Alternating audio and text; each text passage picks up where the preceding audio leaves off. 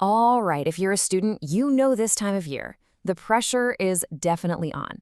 Final exams are here. So today, we're going to break down a really powerful letter from an educator that gives a clear roadmap for not just passing your exams, but acing them with your integrity totally intact.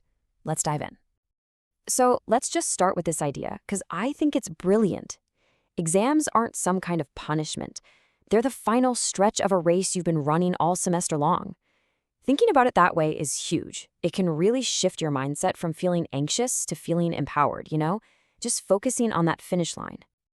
And look, this isn't just some random abstract advice. It comes straight from Dr. Imad Awadallah, a head of department who sees students go through this exact thing year after year. He's basically boiled down everything he's observed into two core pillars for success, and we're going to start with the first one right now. Okay, pillar number one, the strategy. Because let's be real, succeeding in exams isn't just about knowing the material. It's about having a smart, practical plan of attack.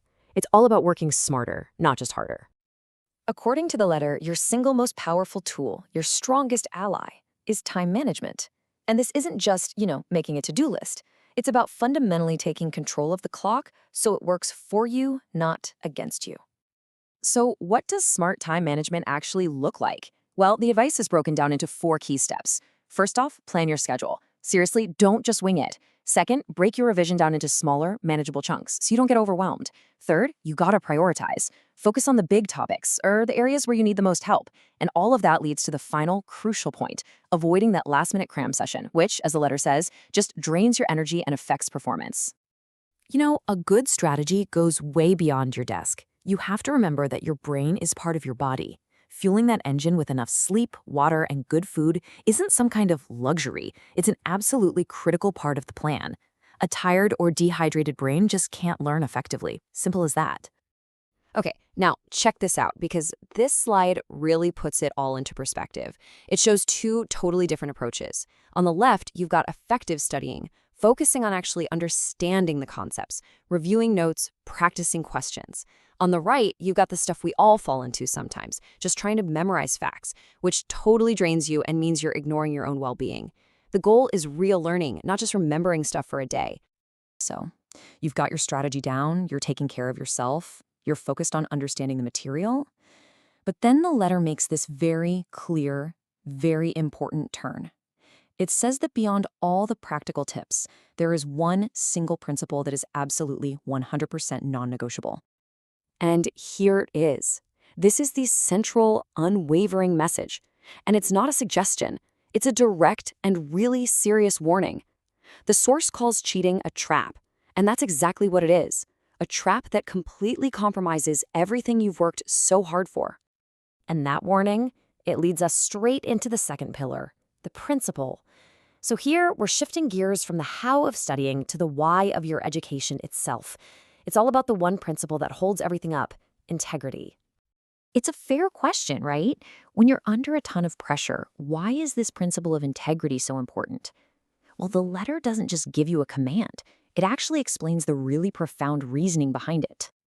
So the source explains that cheating causes 3 major problems. First, on a personal level, it goes against your own values. Second, it's just deeply unfair to every single student who put in the honest work. And finally, and this is a big one, it devalues the very degree you're working for, hurting its credibility for everyone. This brings us to the final section of the letter, and honestly, it might be the most empowering part. It's all about reframing the whole exam experience. It's not a final judgment or some kind of threat. It's actually your opportunity, your chance to show what you know. This quote just ties our 2 pillars together perfectly. Real success is a mix of dedication, that's your strategy, and honesty, that's the principle. The letter makes it crystal clear that one without the other is really an incomplete victory. So after all the strategic planning, the final piece of the puzzle is just believing in yourself. The letter is really urging you to trust the process, trust the hours you've already put in, trust your preparation, and most importantly, trust that you have what it takes to rise to this challenge. Sometimes this is the most important message you can hear. Just a simple, direct reminder from an educator who gets it. You are capable, you are supported, you've got this. So we'll end with this question.